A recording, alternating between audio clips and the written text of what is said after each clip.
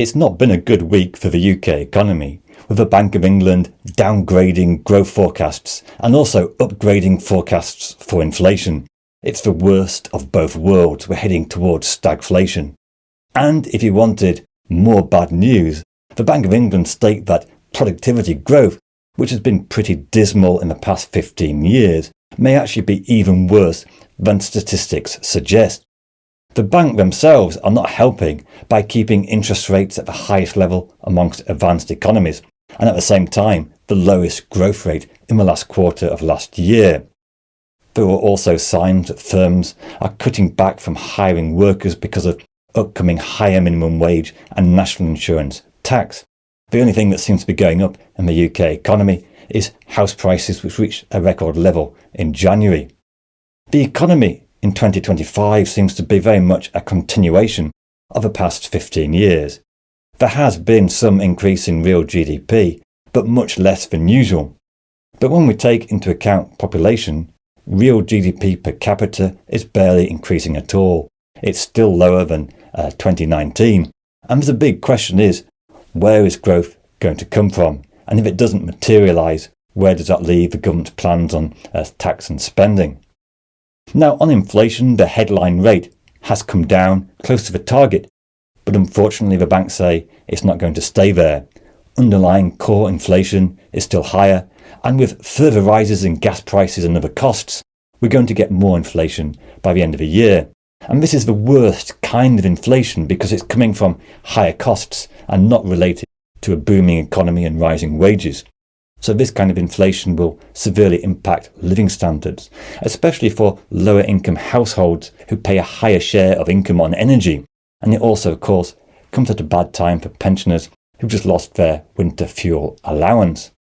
The one consolation is that inflation is unlikely to be as bad as 2022 when it reached 11%. And the bank predict, or perhaps hope, that this inflation won't cause second round effects. That means that when energy prices rise, firms take advantage of it to increase other prices in the economy. But a big problem for the UK economy is that we are quite dependent on gas prices, vulnerable to any rise. Electricity in the UK is still very much dependent on gas prices. Something is wrong with the UK energy market when we have the highest electricity prices in Europe, and this has harmed an already weak industrial sector. And if we look at UK industrial production, it's seen a sharp fall since 2021 and is now even lower than before the credit crisis. The deindustrialisation of the UK economy continues apace. Now, many of the problems of the UK economy are quite deep-seated due to past decisions. One of the key factors affecting growth is productivity and investment. But on this metric, the UK has seen very poor levels of investment. Total investment as a share of GDP is just 18%, reflecting both low private and public sector investment. And it's not helped by the fact that when the UK does manage to actually invest, it tends to be more expensive, giving relatively poor returns. It would take the cost of building new tramways. The UK is significantly higher than many other European countries like Spain. The result is that many UK cities and towns are hemmed in by poor transport infrastructure. Now, the government have announced some plans to increase public investment, but at less than 2.5% of GDP, it's not particularly a game changer. Now, the government are hoping that approving projects like building reservoirs, nuclear power, Heathrow expansion, and loosening planning legislation on building houses may start to increase growth in the coming year. This is a positive step, but it will take a considerable time to really have much effect. We'll have to see.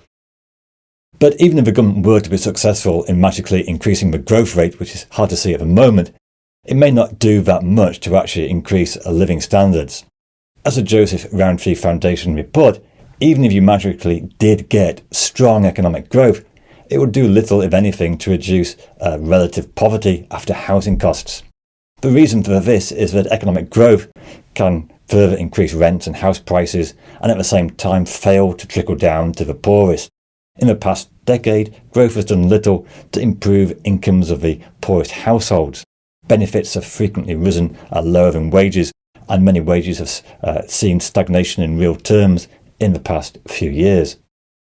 When economists talk about the state of the economy, we tend to gravitate towards GDP. But for the average householder, it's more about, can we afford the basics of living costs? And so whatever happens to growth, something like the housing market is going to have a huge impact on people's perceptions on the economy. And this is a problem because the UK has fewer housing stock than other countries in Europe, and average house prices have risen to 8 times income, and they're worse in high growth areas like London and the South East. And the rented sector is another big problem, a shortage of properties causing rents to rise, and meaning that people have to pay a high share of income just to stay still. The rise in house prices has also contributed to a rising wealth inequality, and this is forecast to get worse in the coming years. One reason why house prices have stayed stubbornly high is that despite the cost of living crisis, they've been propped up by wealth coming back into the housing market. People aren't just buying out of income, but reinvesting wealth, and investors of big companies, some of them from abroad. And this is one reason why houses are out of reach of so many people, especially the young. Now, one bright spot for the economy is a rise in the national minimum wage, and it has gone a long way to increasing incomes of people like cleaners and bar staff. It's one of the few bright spots. It's also a reason for the decline in income inequality since 2000. But combined with the rise in national insurance taxes, which will take effect in April, business feel hemmed in by rising labour costs, big jump in the minimum wage, more national insurance, other labour costs, higher energy prices coming down the line. And this has harmed labour hiring, with many firms cutting back from investment and employing people. Now, you could say that another bright spot for the economy is the unemployment rate. It's certainly much lower than previous decades like the 1980s and 1990s. It's now just 4.5%, whereas in the 80s, average unemployment around 10%. But some, such as Policy and Practice, claim that the strict benefit regime, which makes it very easy to get sanctioned for not accepting a job, means there's a structural incentive for people out of work to move from unemployment to sickness benefits, where there's no work sanction plus higher benefits. And if we combine the number of people on sickness benefit and number of unemployed, then this combined measure has actually increased by 1 million since 2018.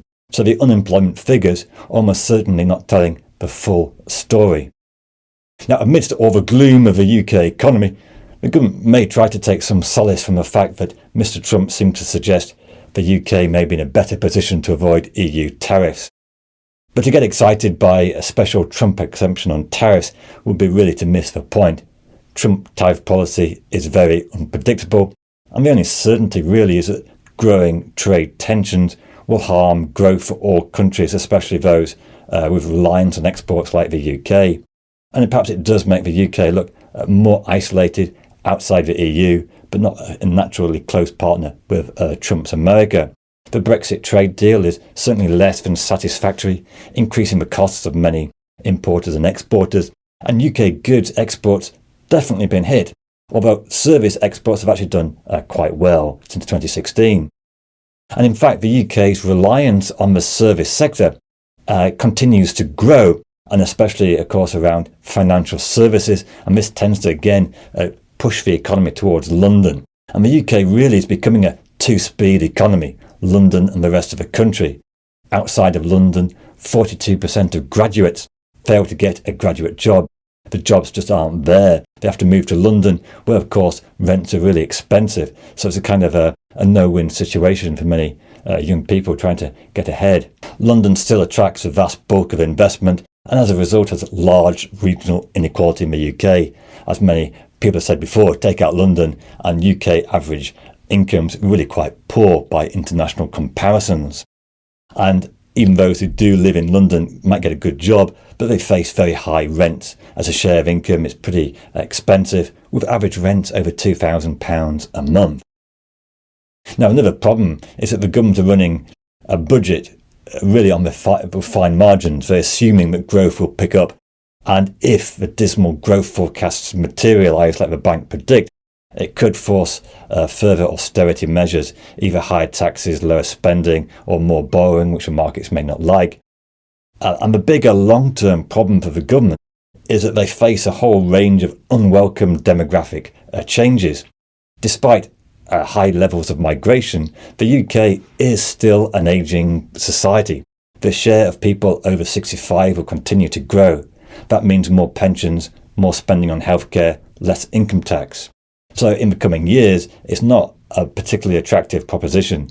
The OBR state that in the absence of any change in tax or spending, the public sector debt is forecast to grow really quite dramatically.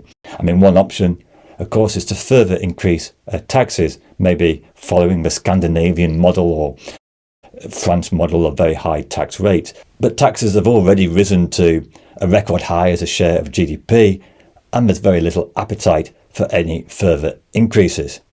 Denmark and Scandinavia may have higher taxes, but also their public services are kind of working. They give a good return and people think it's a fair deal. In the UK in the past 15 years, the problem is a perception, well really a reality, that public services have been under great pressure, longer waiting lists, enforced austerity in many departments like local authorities, and this has contributed to a huge range of problems. People on waiting lists, potholes, delays in the criminal justice system, and faced with growing social care demand, many local authorities are facing bankruptcy. A short-term solution is to allow council tax to rise by up to 25%, but that's more taxes that people have to pay. Now, is there a chance that this pessimism is all overdone? Well, possibly it is. Sometimes economists can be resilient, although I've been saying that for the past 2 or 3 years, and it's hard to see any real strong signs, strong green shoots of recovery. Whenever you seem to look for bright spots of the recovery, it doesn't tend to last very long. But given all the unrelenting bad news, there is a danger of being too focused on negativity. I'll just give you one example. Many headlines about the weakness of sterling and how sterling may be under pressure.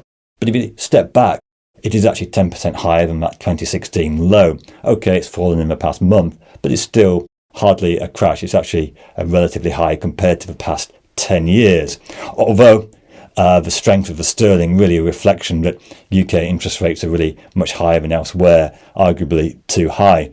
Getting back to the Bank of England's rather strange decision to kind of slow down the economy.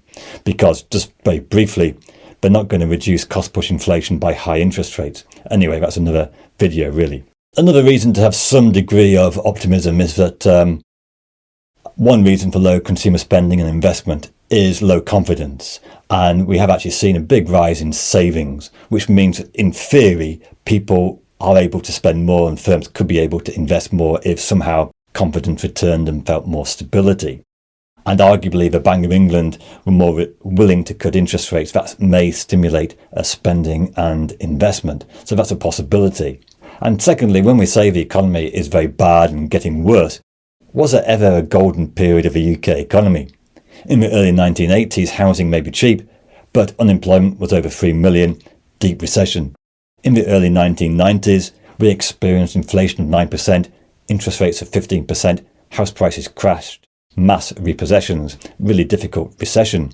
The 1960s were seen as a great decade, but don't forget living standards were much worse. Even in 1957, Howard Macmillan says he'd never had it so good, but since 1957, real GDP per capita has increased 300%.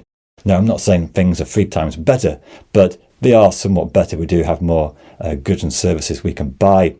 Go back to the 1930s, mass unemployment, workhouse, real poverty, no support network. Having said all that, it's hardly going to win you an election by saying at least things aren't as bad as the Great Depression in the 1930s. And there is a sense that the UK could do much better, and there is a sense of relative decline. Even though many economies are struggling, it does seem to be a bit worse in the UK.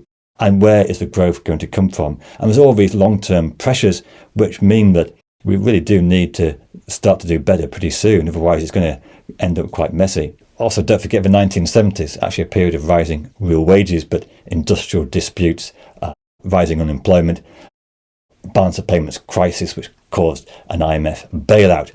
So not a golden decade either. So a really big problem for the UK economy is the regional divide, with London and the rest of the UK seemingly diverging in a way that you don't really see in other countries.